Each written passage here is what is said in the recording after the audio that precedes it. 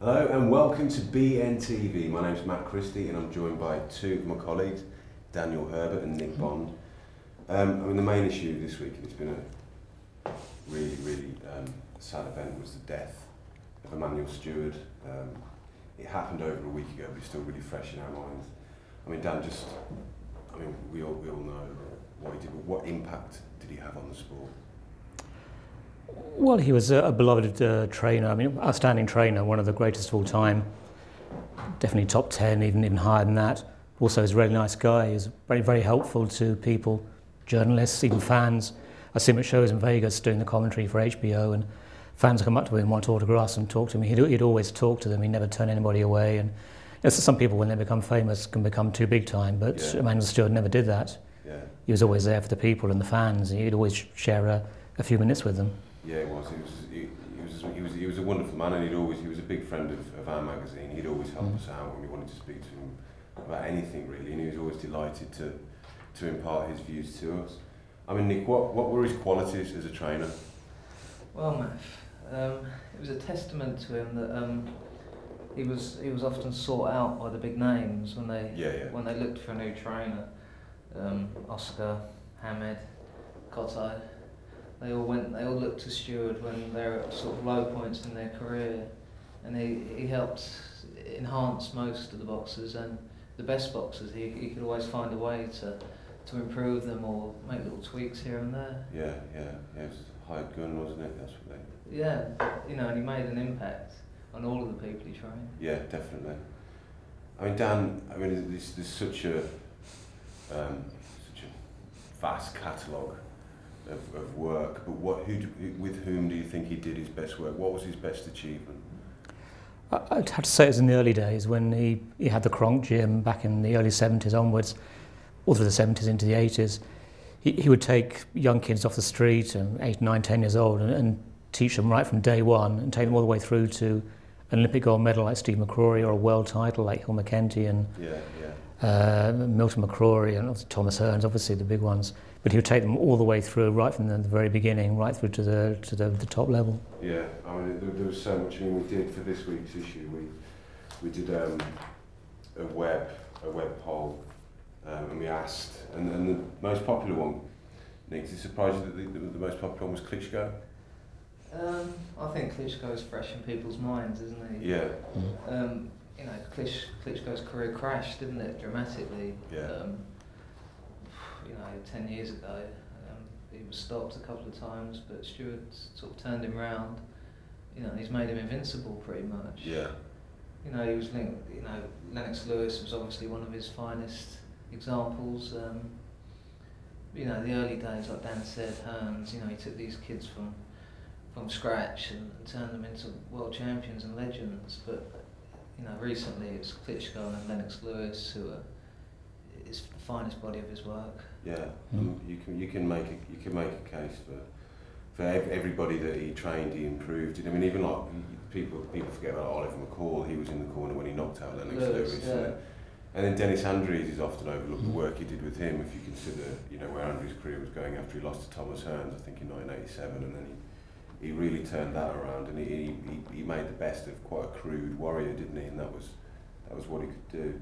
Do you think it's fair to say that the likes of his greatest fighters, like Hearns, like Lewis, and arguably Klitschko, depending where history will rate him, but do you think it's fair to say that they would have not achieved what they did achieve if it hadn't been for Steward?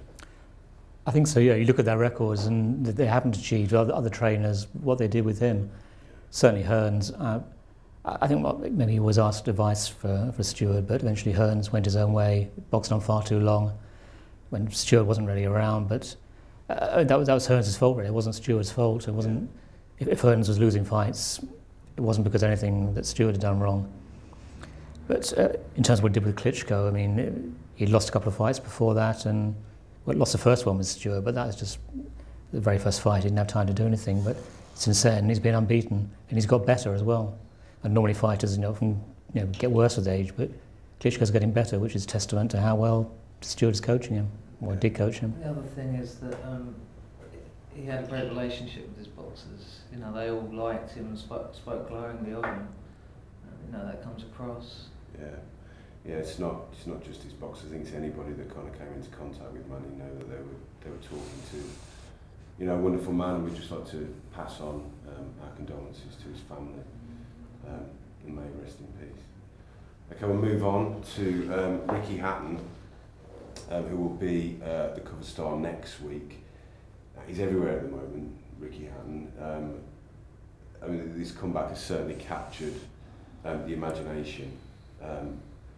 He's been out of the ring for 3.5 years. It's fair to say that probably throughout his adult life, his body has rarely been a temple, apart from when he's been in training camp. Perhaps the last 6 months have changed that somewhat.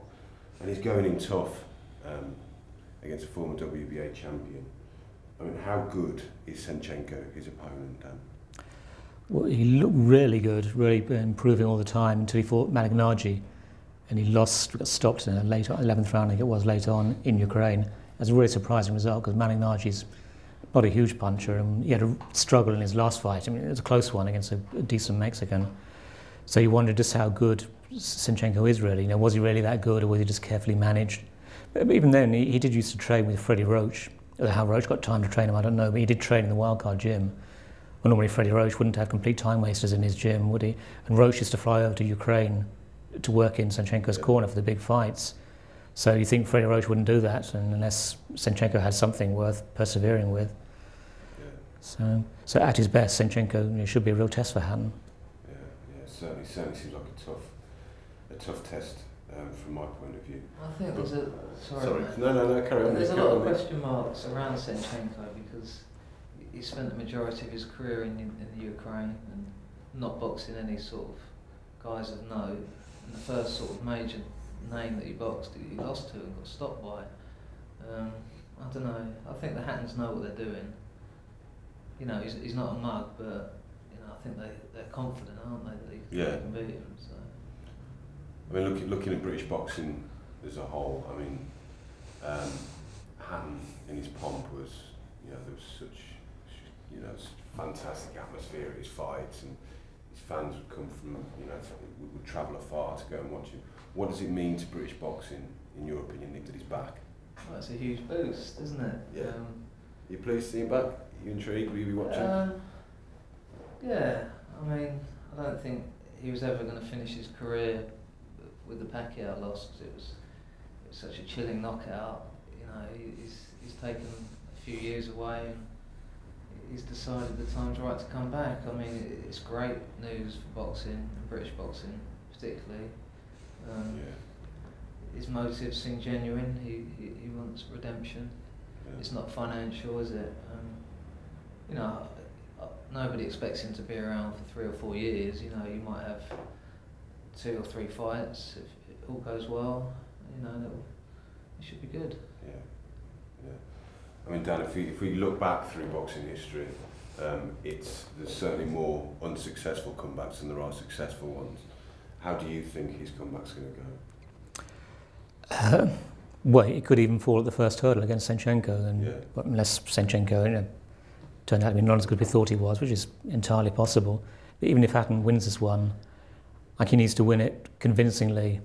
He doesn't want to maybe win a debatable decision or something, because that would throw out as many questions as it provided answers. Or maybe he might be behind on points when he catches him a big punch and knocks him out, and that would be spectacular, and that would be a good result for Hatton, even if he's being outboxed for a few rounds, because everybody loves a puncher, and as long as Hatton can punch, then people will turn up to see his fights because he's always going to have a chance to win. The problem is if he's put him with people who have a really good chin and he just can't get to, and might possibly outbox him. Nobody wants to see Ricky Hatton totally outboxed and hammered for 12 rounds by a really top quality American or Puerto Rican or something. Nobody wants to see that because he's had enough hard fights already, and it's probably best for his career if he had 1 or 2 early wins, 2 or 3 rounds or something. I'm not saying he'll beat Senchenko in a couple of rounds, but maybe the one, if he wins this one, the one after that, somebody that he can just roll over and look good against, would build momentum towards a fight with somebody like Brook Khan next year. That would be probably the perfect recipe, I think. I mean, Hatton thrives off his support, doesn't he? And you imagine that there'd be a lot of people there cheering him on. It'd be a disaster if he lost, but I can't see that happening. I think as long as he wins, it's a good result, and he's back in. He's back in business, isn't he? Yeah. he won't look amazing in his first fight back, but as long as he wins, he's sort of got that out of the way. Yeah, definitely. I think we're all going to be a bit nervous with Ricky with the way that he looked in his. Yeah, but he lost to, didn't he? Yeah, of course, yeah, and we all know there were problems in the lead up to that contest as well. He's saying he's fitter than ever. He's saying he's never been this. He's never been in this good shape at this point in the lead. Of course, they always say that, but is there any way that he can be as good as he was, or do we have to accept that he's going to be an inferior version of the old hero? His fitness was always amazing, and that was one of his qualities as a fighter. His fitness, his work rate. He's all over the ring, all over his opponent. Mother Nature will slow him down. He's 34, is he? Yeah. He's bound to have lost some pace, but he can overcome that. And he won't be as good as he was in his prime. Yeah. Well, the thing is, you can be less of a fighter than you were your absolute prime and still be a good fighter. Hatton could be one of those fighters who might fall off quite a long way because he had a very grueling style of fighting, had a grueling lifestyle outside the ring, wasn't always in shape. So he really needs to concentrate and cut out all the drink and the boozing and whatever and the partying, get himself in really good shape. He can't afford to be anything less than that. But even if he's maybe 90% of what he was, he could still be in some entertaining fights. Could still beat some decent fighters. Not the best, but then he never would have beaten the best, the absolute Mayweathers or Pacquiao's. Yeah. I mean, you do find those kind of those pressure, ferocious fighters. If they're going to get some kind of longevity, they have to tailor their games a little bit. I mean, if you look at say Barrera, for example, Gatti, and Gatti, they altered their games as they got older. Do you think Hatton's got that in his makeup? Yeah, well, Hatton boxed really well early on against people like Bentaki, Lascano, although he was caught by Lascano, but he can box and he can move, and he's got good footwork, hasn't he? He was a good footballer. Yeah. So he's got more strings to his bow. Yeah. Okay, moving on. Also out this week is the Boxing News Annual. As usual, it's an absolute feast of fun. We've got Floyd Mayweather on the front, there's Manny Pacquiao in there, David Hay, loads of new stuff. But we also, as we like to do in the annuals, is we kind of go through the archives and we pick on something that our readers will be interested in. Now, this is always fascinating to me to look at the old issues. This time we focus on the golden era of heavyweight boxing, the 1970s, where we had Frazier, Ali, Foreman, Norton, Holmes. It was a wonderful, wonderful period for boxing, particularly being as all these fights were happening in what we always regard as boxing's banner division, so it shone such a bright light on the rest of the sport. For you, what was your favourite fight out of the many that we've got here, that we've got listed here? I think in terms of quality of the fight, it would be Holmes against Norton. Yeah. That's probably not the most publicised. I mean, Larry Holmes, outstanding fighter, great champion. He was, unfortunately, didn't really get the credit he deserved. Yeah. Ken Norton was also a pretty good fighter. He did hold the WBC title when he was anointed in sort of the WBC's, political shenanigans, or they filled a vacancy, but they declared him champion because he won a final eliminator, and then they stripped Ali, or one of those things that WBC do from time to time. But the fact was, Norton deserves better than the title paper champion. He was more than that. He was a really good fighter. Yeah. Nowadays, later, 10, 20 years later, he would have been a real champion. Oh, yeah. It's just unfortunate for him that people look at that and think less of him, but they shouldn't do. I mean, it could have gone either way, that fight as well, couldn't it? So tight. Yeah, it was. Even now, one of those fights, you look at it again and probably come up with a different score line, or you could have 10 people sitting in a row and 5 would go Norton, 5 Ali, Holmes, sorry. But it was a genuinely close fight. You couldn't really complain either way. Yeah. Nick, I know your heart lies in lower divisions, but I mean, it was such quality there. Do you think we're ever going to see anything like that again? Is that now in the past, this amount of quality in the heavyweight division? Well, this bunch was the best, wasn't it? Yeah. There wasn't that quality before, and there probably won't be that quality after. But what I particularly like, we all know about Ali and Frazier and Foreman, but Bob Mee's done a really good piece about their sort of the supporting cast. Yeah. Which is the guys, you know, who were great in their own right, but weren't good enough to be in that elite group. People like Jerry Quarry, Givallo, Jimmy Young. This is really interesting to me. Yeah. These guys who don't get the attention, but had they been around in another era, they would have been right up there. Yeah. So that's a particularly interesting piece. And there's some there's some exceptional fighters there, and it's kind of testament to the quality of the big fight. Ron Lyle, you know, really good fighters in their own right. You know, it just speaks volumes at how good the Alis and the Fraziers were. That these were the fringe players, so to speak. Yeah, definitely. Okay, something else that we did, which is interesting, which I enjoyed doing, was Floyd Mayweather, since he kind of began, was saying I'm the best fighter. There was an interview with him a couple of years ago saying, well, you won't realise that I was the best fighter until maybe a few years after I've retired. So we all like doing this as boxing fans. He's kind of pitching, he's mixing up the eras and pitching. I've pitched Floyd in with some some who were regarded as the best of all time, just to put Floyd's theory to the test. I mean, but I won't say what I said. I mean, the readers can get hold of a copy and see what my humble opinions were. But I'll just fire a few at you guys, because I know there was some disagreement in the office. This was just my opinion. This wasn't boxing news, as it were. So super featherweight. Floyd in 1999 against Julio Cesar Chavez, 1986 model. Nick, how do you see this one going? Well, Matt, I kind of draw your attention to this. That's an excellent bit of design. I've actually made Mayweather box Chavez here, which I'm sure you'll all appreciate. Yeah, I think Chavez was a much better version of Jose Luis Castillo, who pushed Mayweather to the limit, didn't they? Yeah. Admittedly, Mayweather wasn't his best that night, but I would go Chavez. Yeah. Can I say, if it's a WBC title fight, Chavez definitely wins. Any other title, Mayweather wins, I think. I think you know what I'm referring to there. Okay, I'll start with you this time. I know what you mean there. At lightweight, Floyd from 2003 against Roberto Duran, 1975. It's interesting because arguably Floyd was at his peak at lightweight that's before he really became the money Mayweather, when he was still taking his craft seriously, really learning and developing as a fighter. And yet, I really liked Duran, so I think Duran would have beaten him. The thing about Duran was he could fight any style. Yeah. He could, well, not slug, but he could be aggressive, he could be cautious, he could knock a guy out early, he could box his way through a long fight and knock a guy out in the 15th round, the last 30 seconds of a 15-rounder. He could do almost anything, he could handle anybody.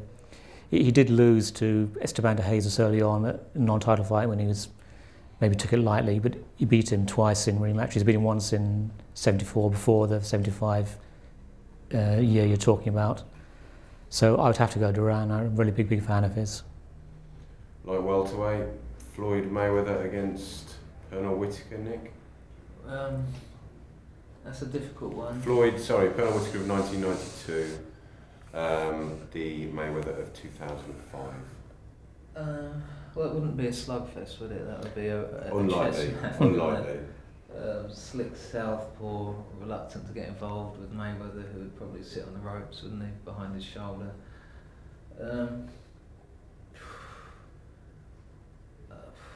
I'll give that one to Mayweather, although I wouldn't argue if you told me Whitaker. It's a tough one. Yeah, I can see it. Yeah. We'll just do one more. We'll move all the way up to middleweight, where Floyd hasn't competed. So we've got Floyd Mayweather of 2013 against, I didn't think it was fair to put him in against somebody like Marvin Hagler, like Carlos Monzon, who was a career middleweight. So I pitched him against Sugar Ray Leonard, who had one stay, I believe, at middleweight in 1987, and it was quite a special one. How do you see that one going? Dan? I should say that Leonard wasn't really a middleweight. Plus, Marvin Hagler's a totally different style from Mayweather, so I'd give Floyd a pretty good chance of winning that one. Because Leonard wasn't at his best at that weight. I mean, he was brilliant at 10.5 stone, 11 stone, in up to about 81. Absolutely outstanding fighter the last 40 years since Ali, I think. But Mayweather, can he carry the extra weight? He probably could. He might come in 11-2 or something. He wouldn't be a full middleweight, would he? But then Leonard wasn't a full middleweight either. So Leonard's slightly in decline, maybe with the eye problems. I give Floyd quite a decent chance of winning that one, I think, yeah. Nick, what's your take on that? How old was Leonard when he boxed Herbert? I think he was only 30, I believe. See, Mayweather's what, 35, 35 and a half, isn't he? Yeah. It's hard to put anyone against, because we've got here the greatest, haven't we? The Durans and the Robinsons and the Leonards, so it's hard to pick Mayweather in any of them, but I'll go Leonard. Yeah. Okay. I was a big Leonard fan as well. Leonard and Duran. They're the creme de la creme, aren't they? Absolutely. So Mayweather's a modern grade. Whether he's up there with the Leonards and Durans, I don't know, but probably not. No, I don't think so. Okay, well, time will tell, I'm sure. It will, man. Okay, guys, thanks ever so much for that. And everybody, thanks for listening. Thanks for having us. Thanks. There's more stuff on the great Emanuel Steward online, as well as in this week's magazine. Don't forget you can get the annual, you can get that via an app, as well as the magazine. And we'll see you next time on BNTV. Thanks for watching. Get involved with all the best boxing banter at our forum, and that's forum.boxingnewsonline.net.